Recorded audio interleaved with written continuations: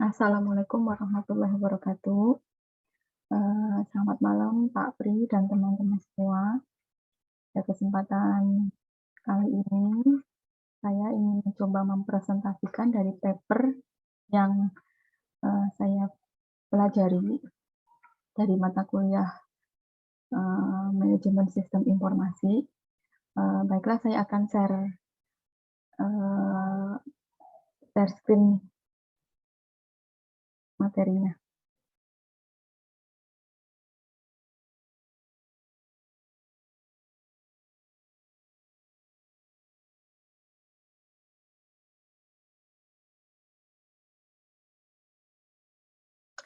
Ya, kebetulan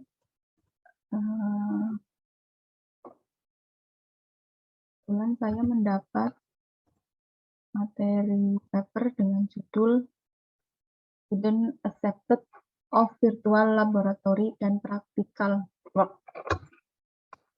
Jadi, paper ini berisi tentang mengkaji penerimaan siswa atau mahasiswa terhadap virtual laboratory dan practical work menggunakan metode TAM atau teknologi accepted model. Di mana penulisnya ini Rosa Estrigena dan kawan-kawannya pada tahun 2019 membuat paper ini sebagai penelitian untuk mengkaji penerimaan siswa terhadap virtual laboratory dan practical work menggunakan model TAM.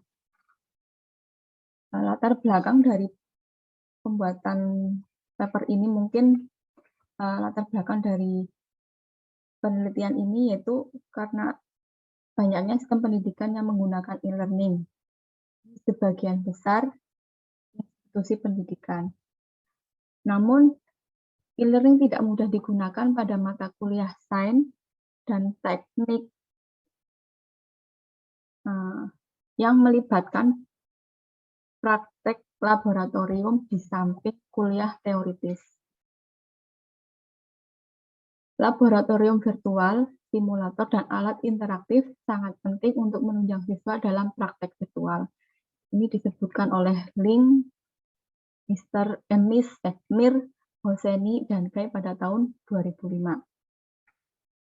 Kemudian, Estrigena dan kawan-kawan menyebutkan dalam penerapannya laboratorium membutuhkan alat yang mahal. Untuk alasan ini, kami di sini mungkin mereka telah merancang dan mengembangkan online learning environment atau yang sering disebut dengan yang mereka sebut dengan OLE dengan berbasis web aplikasi.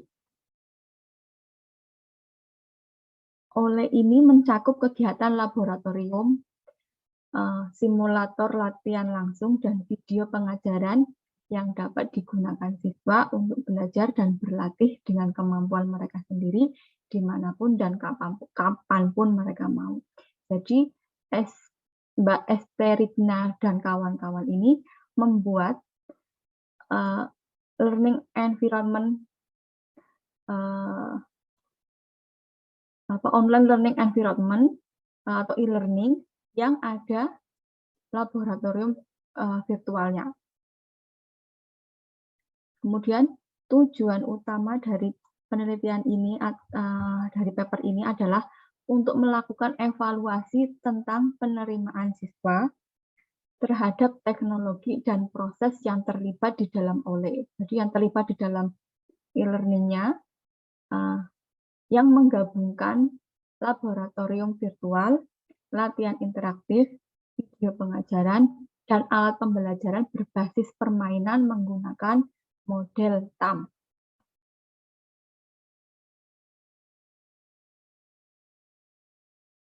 Untuk bagian selanjutnya itu literatur review dan kajian teori yang mereka gunakan adalah yang pertama learning research atau sumber belajar. Pilihan umum yang sering digunakan untuk bahan sumber belajar dari LMS atau Learning Management System, yaitu biasanya menggunakan Moodle. Yang kedua ada literatur tentang virtual laboratories, simulator, dan hand-on exercise.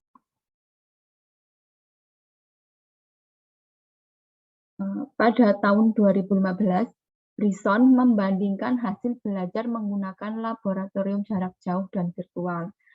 Temuannya menunjukkan bahwa hasil belajar lebih baik menggunakan laboratorium virtual atau jarak jauh di semua kategori belajar. Di dalam penelitian serupa, Koloveld dan De Jong pada tahun 2013 juga menemukan bahwa siswa yang menggunakan laboratorium virtual memperoleh pemahaman konseptual yang lebih baik dan juga mengembangkan keterampilan prosedural yang lebih baik daripada siswa yang menggunakan laboratorium tradisional. Kemudian teaching video. Video merupakan salah satu alat pembelajaran virtual yang paling banyak digunakan. Hasil dari banyak penelitian telah menunjukkan bahwa video adalah alat pembelajaran yang efektif dan berguna yang memberikan pengalaman yang signifikan untuk meningkatkan kepuasan siswa dan peningkatan hasil belajar. Kemudian kajian teori yang mereka pakai ada game-based learning atau pembelajaran berbasis game atau permainan. Tujuannya adalah untuk meningkatkan minat dan motivasi siswa melalui aspek-aspek seperti kompetisi sehingga melibatkan siswa dalam proses pembelajaran. Karena lebih menarik apabila menggunakan pembelajaran berbasis game. Kemudian, ya ini sendiri online learning environment, yaitu sistemnya e-learning itu sendiri yang mereka buat, yaitu berdasarkan penelitian sebelumnya, simulasi komputer, laboratorium virtual, video penjelasan, dan aktivitas berbasis game telah terintegrasi untuk memberikan praktek kerja secara virtual dan langsung. Ini disebutkan oleh Estrigna dan kawan-kawannya yang membuat jurnal paper ini. Platform OLE ini menawarkan laboratorium virtual dan praktek kerja yang menggabungkan berbagai interaktif yang dihasilkan secara acak dan aktivitas grafis melalui sistem angka, tabel kebenaran, latihan penyederhanaan sirkuit, peta Karnaugh dari berbagai jumlah variabel, Minterm dan Maxterm. Jadi OLE ini merupakan e-learning yang mereka buat dan menawarkan laboratorium virtual dan praktek kerja. Jadi tidak hanya e-learning biasa, e-learning yang ada laboratorium virtual dan untuk praktek secara virtual. Kajian teori yang selanjutnya yaitu teknologi accepted model. Ini yang digunakan untuk mengkaji dari OLE ini atau sistem e-learning yang mereka buat. OLE ini mengadaptasi menggunakan teknologi acceptance model atau TAM. TAM merupakan model penerimaan teknologi yang pertama kali dikemukakan oleh Davis pada tahun 1986. TAM adalah model penerimaan teknologi yang dibangun untuk menganalisis dan memahami faktor-faktor yang mempengaruhi diterimanya penggunaan teknologi komputer. Jadi untuk menganalisis faktor-faktor yang mempengaruhi penerimaan. Jadi faktor-faktor penerimaan dari teknologi komputer. Dalam paper ini, OLE ini dianalisis menggunakan TAM, dianalisis penerimaannya, apakah diterima oleh penggunanya yang menggunakan itu mahasiswa atau siswa. Research model dan hipotesisnya di dalam penelitian jurnal ini tuh ada 17 hipotesis. Yang setiap hipotesis itu disajikan sesuai dengan structural equation modeling atau SEM dan TAM, di mana hipotesis-hipotesis tersebut mewakili dari poin-poin sebagai berikut. Yang pertama, tingkat kepuasan yang dirasakan setelah menggunakan sistem, efisiensi dan playfulness serta useful. Nah, instrumen yang digunakan itu mengadopsi dari TAM framework. Jadi ada TAM framework ini yang digunakan untuk instrumennya. Ada efisiensi, playfulness, ada perceived usefulness, atau perspektif penggunaan. Yang dimaksud adalah penggunaan teknologi komputer atau OLE apakah dapat menambah kinerja atau prestasi dari siswa yang menggunakannya. Kemudian ada perceived ease of use, perspektif kemudahan penggunaannya, apakah OLE ini mudah digunakan oleh siswa atau tidak.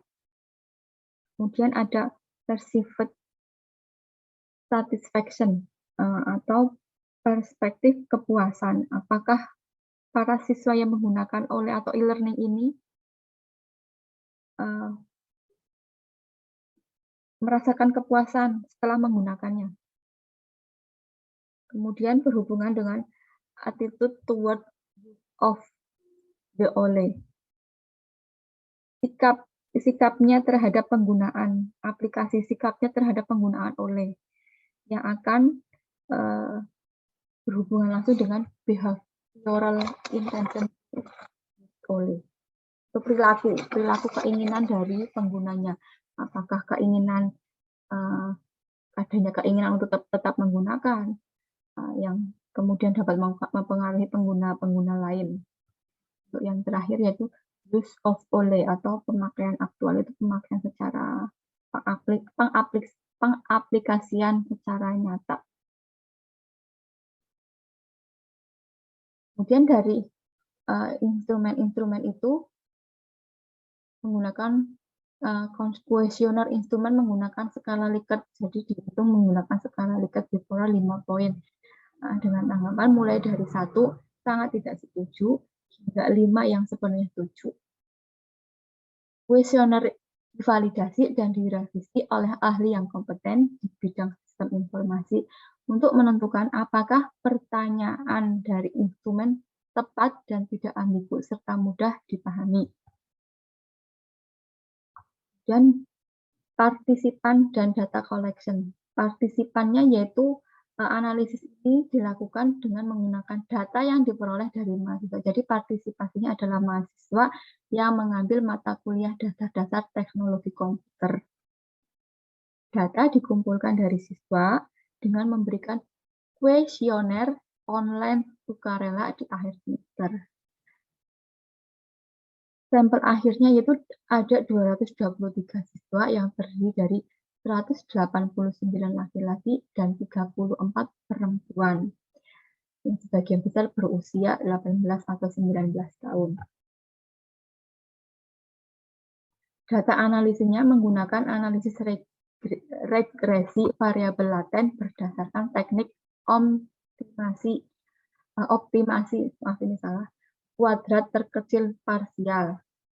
Kemudian menggunakan Smart ELS 3.26.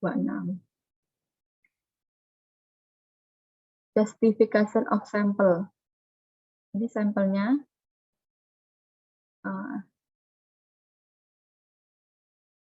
pada tahun 2016, Rambut et al. Itu menyarankan menggunakan program seperti Power atau Power 3.0 untuk menganalisis data tertentu sesuai dengan spesifikasi model. Untuk menentukan ukuran sampelnya, perlu ditentukan ukuran efek yang diharapkan atau ES dan nilai signifikan untuk alfa dan beta. Secara umum, alfa 0,5 angka 80% dapat diterima. Ketiga nilai ini kemudian digunakan untuk menghitung ukuran sampel. Di penelitian ini, studi regresi berganda dilakukan dengan 4 prediktor. Ukuran efek rata-ratanya ES-nya yaitu 0,15, alfanya 0,05, dan betanya 0,95. Jadi penelitian ini mereka sudah melakukan studi regresi berganda yang hasilnya alfa 0,5 dan beta 0,95. Hasil analisis ini adalah N sama dengan 129 partisipan. Kalau mengingat bahwa sampel penelitian dari penelitian oleh ini terdiri dari 223 kasus atau 223 sampel yang valid, hal ini melebihi kriteria untuk melakukan analisis model pengukuran dan model struktural. Jadi ini minimumnya partisipasinya 129, tapi dalam penelitian ini ada 223 kasus sampel, sehingga dikatakan valid karena melebihi kriteria. Measurement Model Evaluation. Jadi hasil penelitian ini menunjukkan bahwa model pengukuran benar-benar memuaskan, karena sebagian besar nilai ketepatan dan ketidaktepatan indikator berada dalam kisaran yang dapat diterima, kecuali beberapa yang menunjukkan sedikit tingkat non-normalitas. Namun karena tingkat ketidaktepatan tidak parah dan karena salah satu dari dua indikator mengukur konstruk atau refraktif, non-normalitas ini dianggap tidak masalah dan indikatornya dipertahankan dan digunakan.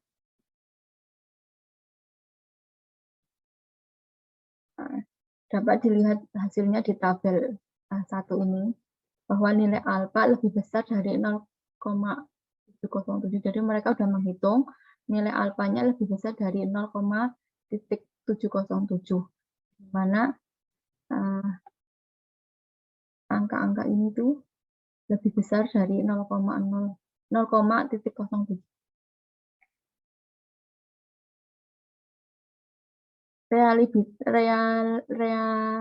Reliability dari skala pengukuran yang digunakan dihitung dengan menggunakan nilai alfa Cornbach yang semuanya di atas 0,70. Semua instrumen dianalisis dan di rata-rata mendapatkan hasil di atas 0,50, melebihi nilai minimum yang menunjukkan instrumen tersebut dapat diterima. Jadi instrumennya itu sudah dihitung, sudah divalidasi dan dihitung, hasilnya itu melebihi dari minimum, nilai minimumnya 0,50, tapi hasilnya itu di atas 0,70. Jadi tadi 0,707. Jadi instrumen tersebut dapat diterima atau valid. Tabel 3 menyajikan korelasi antar poin instrumen. Nilai tersebut lebih tinggi dari nilai korelasi lain antara variabel instrumen. Hal ini menunjukkan validitas diskriminan yang dapat diterima dari pengukurannya.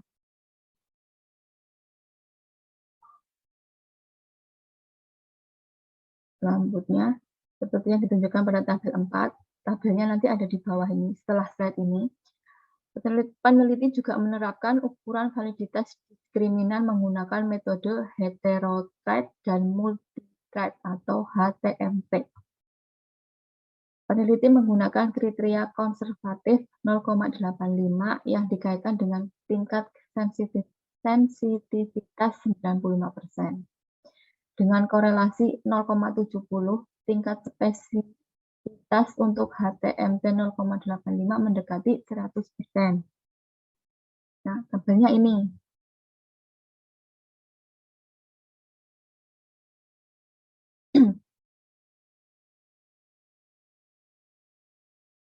Struktural model analisisnya seperti ini.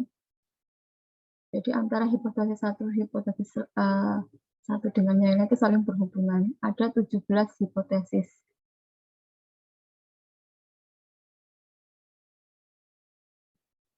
Semua nilai R2, R squared berkisar antara 0 sampai 1. Semakin tinggi nilainya, semakin besar kapasitas prediksi model untuk variabel tersebut. Nilai R2 ini harus lebih besar dari 0,10 dengan signifikansi T 1,64. Gambar 4 dan tabel 5, gambarnya nanti setelah ini. Tabel 5 menunjukkan varian yang dijelaskan oleh R2 dalam variabel dependen dan koefisien untuk model mereka tidak di bawah 0,10. Jadi di atas 0,10 yang menunjukkan bahwa variabel independen dapat diterima. Hasil R2 ini menunjukkannya hasilnya di atas 0,10. Jadi variabel independennya dapat diterima.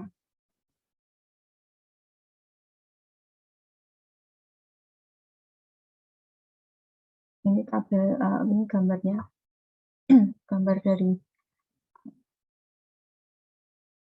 hubungan antar hipotesis. Kemudian semua hipotesis divalidasi dan hubungannya positif. Sebagian besar dengan tingkat signifikansi yang tinggi. Selanjutnya, nilai validitas dan validitas diskriminan dari pengukuran juga dapat diterima. Hasil variabel independen memuaskan. Hasil mengkonfirmasi hipotesis kami yang mereka mengenai TAM dari hipotesis 1 ke hipotesis 5 diterima dengan hasil yang baik. Dari catatan, kegunaan mempengaruhi sikap terhadap penggunaan oleh. Jadi useful ini mempengaruhi behavior, mempengaruhi sikap terhadap oleh. Sikap jadi apa ya?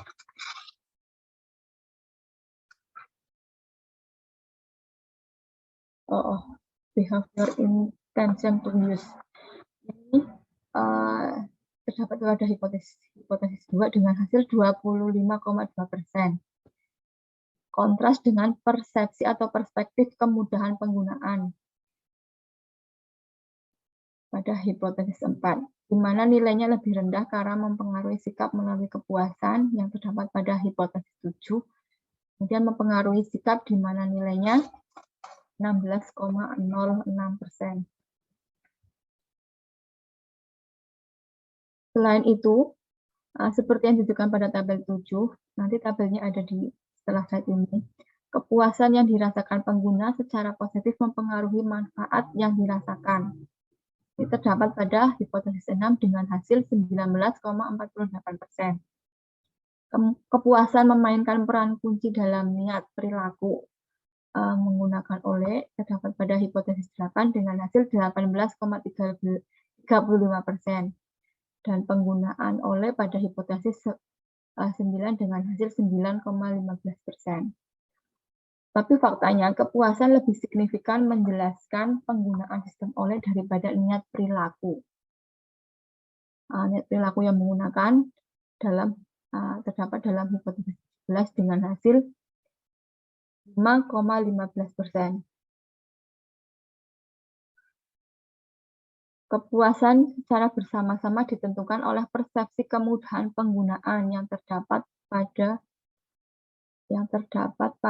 hipotesis 10 dengan hasil 18,34%.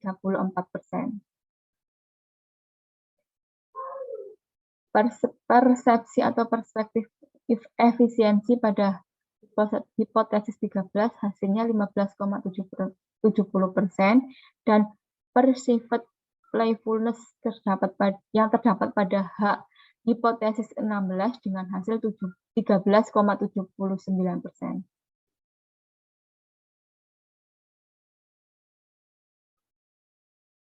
Persepsi siswa tentang efisiensi dan kesenangan dari laboratorium virtual serta simulator, aktivitas pembelajaran interaktif, video dan pembelajaran game, semuanya secara positif mempengaruhi kepuasan pengguna, mempengaruhi kegunaannya, dan kemudahan penggunaan hasil penelitian yang menunjukkan hasil 11,5% yang terdapat pada hipotesis 11. Dengan hasil 19,52% dari hipotesis playfulness yang terdapat pada di hipotesis 14, sementara itu 9,79% persepsi kemudahan penggunaan dijelaskan oleh efisiensi yang terdapat pada hipotesis 12 dan 18,86% oleh playfulness pada hipotesis 15. Jika disajikan dalam bentuk tabel akan nampak pada tabel 7 seperti ini. Jadi hasilnya ini yang persenan tadi itu hipotesisnya.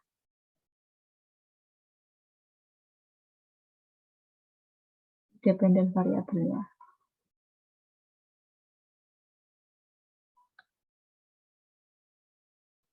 Kesimpulan dari penelitian ini, meskipun ada banyak penelitian tentang TAM, tapi hanya sedikit yang berfokus pada laboratorium virtual dan aktivitas interaktif yang dirancang untuk memfasilitasi virtual hands-on dan praktek laboratorium yang dimana ini merupakan aspek penting dari pembelajaran di bidang teknologi.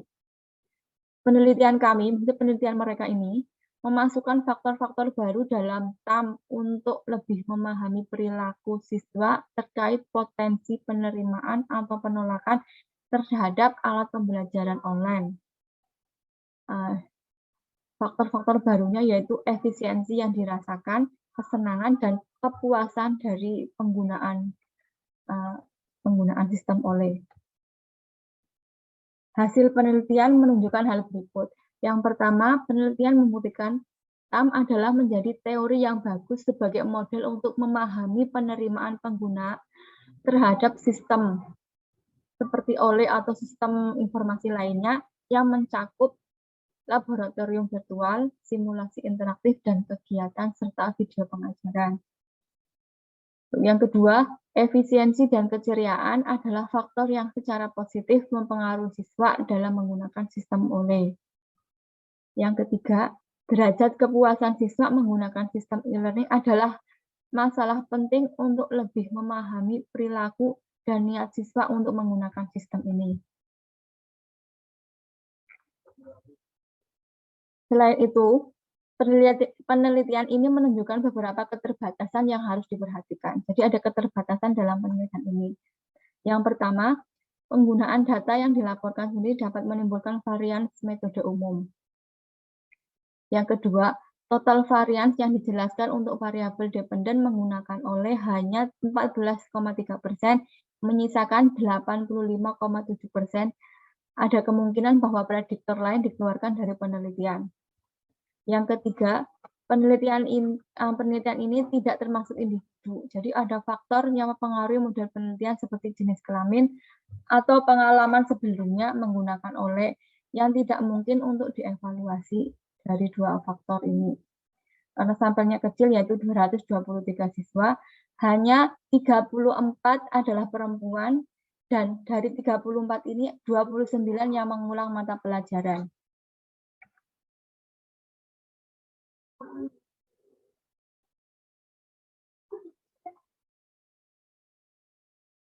Penelitian ini mungkin berguna dalam mendorong guru lain untuk memperluas kerangka e-learning dengan mengembangkan dan mengimplementasikan aktivitas berbasis web untuk kerja praktek dengan mempertimbangkan tidak hanya kegunaan dan efisiensinya saja, tetapi juga mempertimbangkan keceriaan dan efisiensinya serta kepuasan siswa saat menggunakannya. Terima kasih. Berikut tadi adalah hasil dari jurnal yang saya pelajari dan saya baca.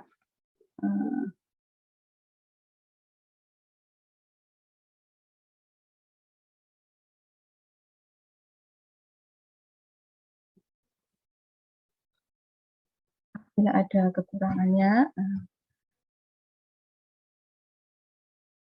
semoga presentasi ini bermanfaat bagi kita semua. Dan akhiri presentasi itu. Terima kasih. Assalamualaikum warahmatullahi wabarakatuh.